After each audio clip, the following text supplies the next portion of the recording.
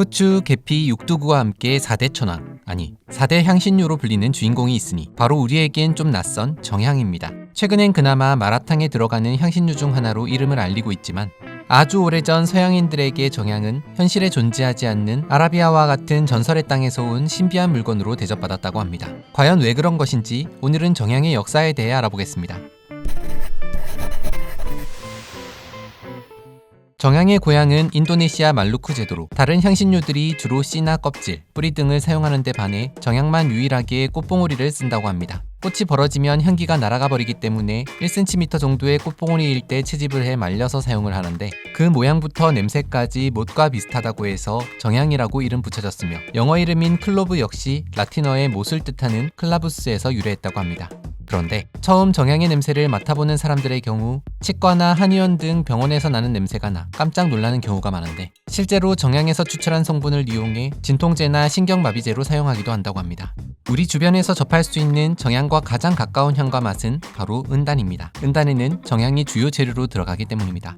인류가 정향을 사용한 것은 아주 오래전부터로 고대 이집트 유적에서도 정향이 발견되었습니다. 또 중국에서는 BC 3세기 한관이란 책에 정향에 관한 내용이 기록돼 있는데 궁중의 관리들이 황제를 아련하기 전에 입냄새를 없애기 위해 정향을 입에 품었으며 닭의 혀같이 생겼다고 해서 개설향이라고 불렸다고 합니다. 실제로 정향 한 개를 통째로 사용하면 혀가 얼얼할 정도로 강한 맛을 느낄 수 있는데 은단만한 크기로 잘게 부셔서 입에 물고 있으면 몇 시간 동안 은은한 향을 즐길 수 있다고 합니다. 8세기경 정향은 아라비아 상인들을 통해 유럽에 알려지기 시작했습니다. 후추와 계피 그리고 육두구와 함께 동양의 4대 향신료 중 하나로 소개가 됐다고 합니다.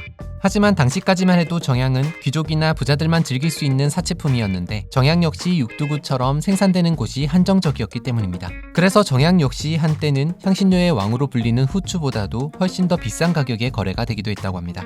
오랫동안 맛없는 음식에 길들여져 있는 유럽인들에게 말루쿠 제도에서 건너온 정향은 음식에 풍미를 올려주는 그야말로 획기적인 재료로 여겨졌습니다. 그러다 보니 정향이 나오는 말루쿠 제도는 바람 아래 땅이라고 불리며 전설 속에서나 존재하는 상상의 땅으로 여겨지기도 했다고 합니다. 때문에 15세기 유럽의 열강들은 정향이 나오는 말루쿠 제도를 차지하기 위해 끊임없이 투쟁을 벌이기도 했습니다. 그러다 18세기 후반 동아프리카에서도 정향이 재배되기 시작했고 이후 현재는 동아프리카 탄자니아 잔지바르 섬과 펜바 섬에서 전 세계 정향 생산량의 9할을 담당하고 있다고 합니다. 참고로 정향의 원산지였던 인도네시아는 최대 수입국이 되었는데 19세기 후반 담배와 정향가루를 혼합해 크레텍이라는 정향 담배를 만들기 시작했던 겁니다. 그리고 바로 여기에 어마어마한 양의 정향이 들어가기 때문에 엄청난 수입을 하고 있습니다. 의외로 우리나라에도 정향을 이용한 음식이 있는데 바로 정향 극렬주라고 불리는 전통주입니다. 향기로운 술로 한여름 무더위를 이긴다는 의미가 담겨있는 이 술은 특이하게 숟가락으로 떠먹는 술로 경북 안동지방에서 내려오는 전통주라고 합니다. 다음 영상에선 정향의 효능엔 어떤 것들이 있는지 알아보겠습니다.